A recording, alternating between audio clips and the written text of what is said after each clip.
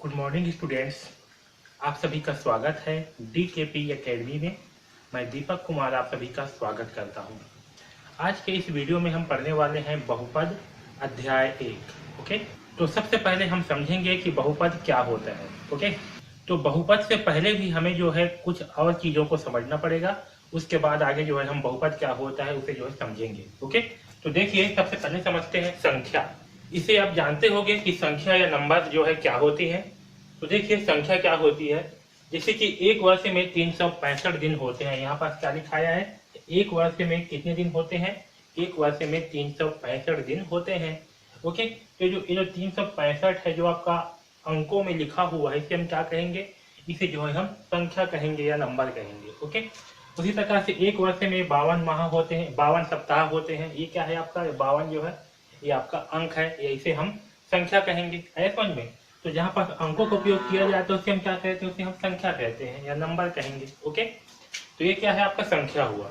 अब देखिए यहाँ नीचे में एक, अब दूसरी समझते हैं अक्षर संख्या क्या होती है। ओके, तो देखिए अक्षर, अक्षर से ही समझ में आ रहा है कि कुछ लिखा हुआ होगा, है ना। अक्षर आपका जैसे कि अनार क्या इस टाइप का कुछ होगा, लेकिन इसमें क्या है जो अंग्रेजी के अक्षर है। ओके, जो अंग्रेजी के अक्षर हैं, जब हम गणित में अंग्रेजी के अक्षर का उपयोग करते हैं उसे क्या कहते हैं, अक्षर संख्या कहते हैं।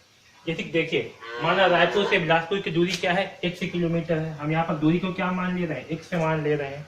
तो ये जो x है ये क्या है, ये जो है आपकी अक्षर संख्या है। ओके, जैसे देखिए एक आयत की लंबाई a है, वह चौड़ाई जो है b है, तब आयत का क्षेत्रफल क्या होगा, a इंटू बी। तो यहाँ पर जो हम ये a इंटू बी का उपयोग कर रहे हैं, ये क्या है, ये आपका अक्षर संख्या कहलाती है। क्या कहलाती है, अक्षर संख्या। तो गणित में जब हम किसी अक्षर का जो है उपयोग करते हैं उसे हम क्या कहते हैं, अक्षर संख्या कहते हैं। आया समझ में। तो ये जो है आपका अक्षर संख्या है। ओके, अब देखिए तीसरा समझते हैं बीजीय व्यंजक। ठीक है, तो जिस व्यंजक में अक्षर संख्या का उपयोग किया जाता है उस व्यंजक को क्या कहते हैं, हम बीजीय व्यंजक कहते हैं। आया समझ में। तो जिस व्यंजक में, व्यंजक मतलब कि समीकरण है, ठीक है, तो जिस व्यंजक में हम अक्षर संख्या का उपयोग करते हैं, जैसे कि यहाँ पास 2x, यहाँ पास किसका उपयोग किया है, x का उपयोग किए हैं। ओके, वैसे ही 3y, यहाँ पास किसका उपयोग किया है, y का उपयोग किए हैं। x और y क्या है, अक्षर संख्या है। तो जिस भी व्यंजक में अक्षर संख्या का उपयोग किया जाएगा उस व्यंजक को हम क्या कहेंगे, उस व्यंजक को जो है हम बीजीय व्यंजक कहेंगे। क्या कहेंगे, उस व्यंजक को हम बीजीय व्यंजक कहेंगे। जैसे कि आपका ये है 2x + 3y + 1, यहाँ पास x और y का उपयोग किया गया है। ये क्या है, ये दोनों जो है आपके बीजीय व्यंजक है। इसी प्रकार से 2/x और x का वर्ग है, तो ये क्या है आपके x और x का वर्ग है। x जो है आपका क्या है, बीजीय व्यंजक, अक्षर संख्या है। ओके, तो इस व्यंजक में जो है हम अक्षर संख्या का उपयोग किए हैं तो इसे क्या कहेंगे, बीजीय व्यंजक कहेंगे। है समझ में। यहाँ नीचे में भी आपका 4 जैसे घात 6 + xy + 1/y + z, ये क्या है, ये जो है आपका एक बीजीय व्यंजक है, क्योंकि इनमें जो है हम अक्षर संख्या का उपयोग किए हैं। ओके, तो जिस भी व्यंजक में जो है अक्षर संख्या का उपयोग किया जाएगा उस व्यंजक को हम क्या कहेंगे, उस व्यंजक को हम बीजीय व्यंजक कहेंगे। ओके, इतना सबको समझ में आया, क्लियर।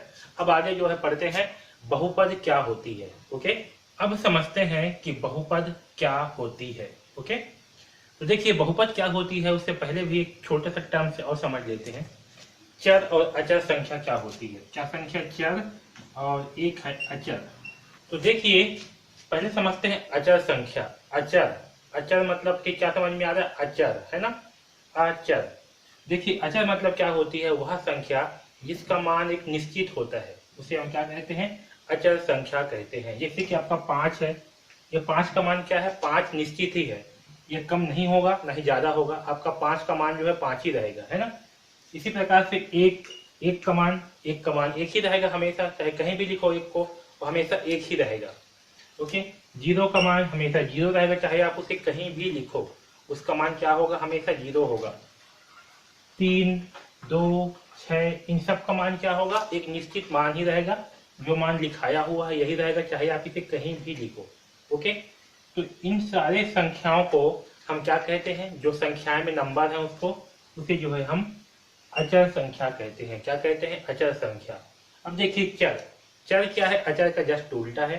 ऐसी संख्या जिनका मान निश्चित नहीं है, जिनका मान हमेशा चेंज होते रहेगा, बदलते रहेगा, इसका मान कुछ भी हो सकता है, उसे हम क्या कहेंगे, चर संख्या कहेंगे। जैसे कि आपका x y, अब देखिए जैसे कि x y है तो x का मान हम 1 भी रख सकते हैं, 2 भी, 3 भी, 0 भी, है ना। कहीं कहीं पर तो जो है समीकरण के ऊपर डिपेंड करता है किसका मान क्या होगा, x का मान। ऐसा नहीं, जैसे कि 2x + 3 = 0 है, तो यहाँ पास x का मान क्या होगा, x का मान कुछ भी हो सकता है, लेकिन आपका 2 और 3 का मान तो फिक्स है ना। 2 का मान 2 रहेगा, 3 का मान 3 ही रहेगा, है समझ में। जैसे कि यहाँ पास 2 और 3 है तो उसका मान तो फिक्स ही रहेगा, 2 और 3 है तो ये क्या है, आपकी अचर संख्या है। लेकिन जो x का मान है वो क्या होगा, अलग अलग हो सकता है। जैसे कि समझिए यहाँ पास x का मान क्या होगा, x बराबर होगा, ये 3 को सब पक्षांतर कर देंगे तो होगा -3।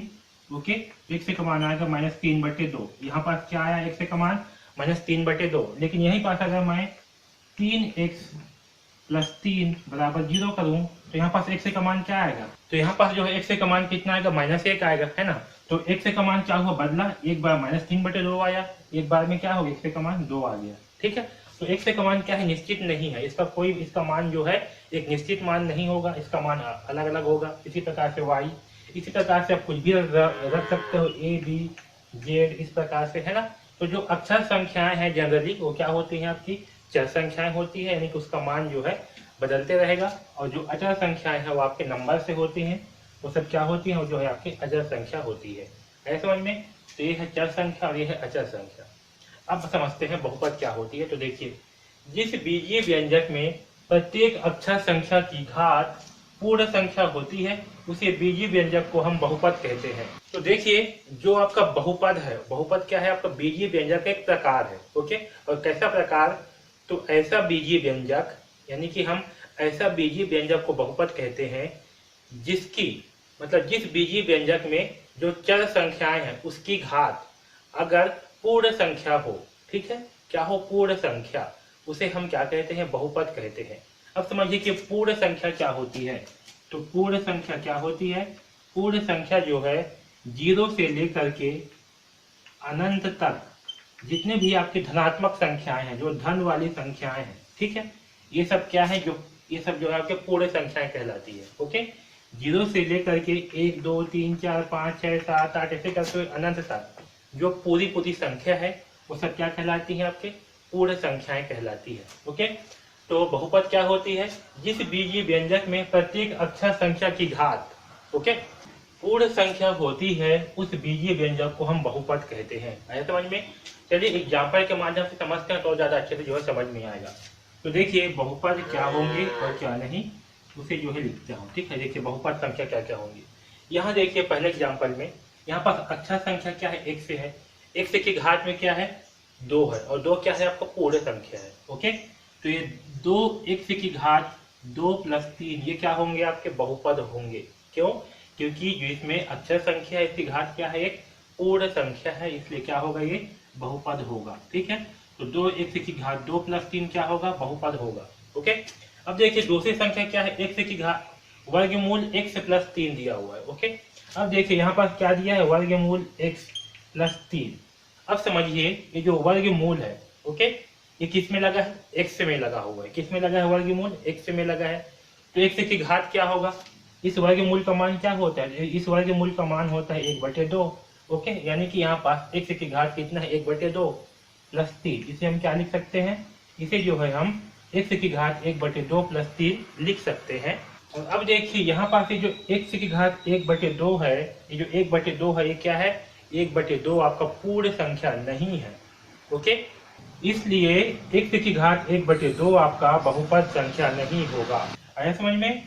यहाँ पास क्या होगा, x की घात 1/2 + 3 आपका बहुपद नहीं होगा, क्योंकि जो अक्षर संख्या है, चर संख्या, इसकी घात क्या है, पूर्ण संख्या नहीं है। पूर्ण संख्या क्या होती है, 0 से लेकर के अनंत तक 1 2 3 4 ऐसे जो पूरी संख्याएं हैं, इसके बटे में कुछ नहीं होना चाहिए, ये संख्या क्या कहलाती है, आपके पूर्ण संख्याएं कहलाती है। तो यहाँ पास क्या है, x की घात में यहाँ पास 1/2 है, ठीक है, इसीलिए ये क्या हो गई, ये संख्या जो है आपका बहुपद संख्या नहीं होगा। आया समझ में।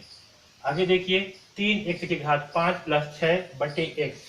ओके, यहाँ पास क्या है, देखिए 3x की घात 5 + 6/x। ओके, अब देखिए यहाँ पास ये जो 3 x की घात 5 है, तो यहाँ पास क्या है x की घात में 5, ये क्या है आपका पूर्ण संख्या है, लेकिन 6/x से है। ओके, तो जब x को हम ऊपर लेकर के आएंगे, यहाँ पास x किस में है, तो यहाँ पास x जो है आपका बटे में है।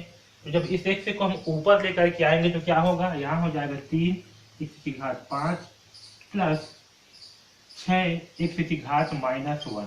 क्या होगा, x की घात में जो है -1 आ जाएगा, -1 आ जाएगा। ओके, अब आपका -1 जो है पूर्ण संख्या नहीं है, इसलिए ये पूरी की पूरी संख्या भी क्या होगा, बहुपद संख्या नहीं होगा। है समझ में?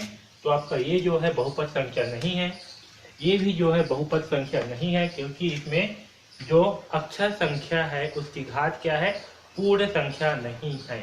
ओके, है समझ में?